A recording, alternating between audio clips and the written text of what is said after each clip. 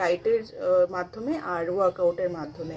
আমি এই দুটো জিনিস করে পরে মাত্র 1 মান্থে, প্রথমে 20 ডেজের একটা চ্যালেঞ্জ ছিল, 20 ডেজের মধ্যে আমি 5.5 কিলোর মতন ওয়েট লস করি। অ্যান্ড 1 মান্থ, যেটা আমার কালকে কমপ্লিট হলো, 1 মান্থের মধ্যে আমি 7.5 কিলো কমপ্লিট করি।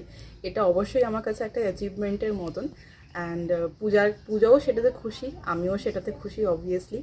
অ্যান্ড কি বলবো, এটাতে আমি ভীষণভাবে প্লিজ, যে থ্যাংক ইউ সো মাচ পূজা, আমার পাশে এরকমভাবে থাকার জন্য, আমাকে মোটিভেট করার জন্য থ্যাংক ইউ সো মাচ।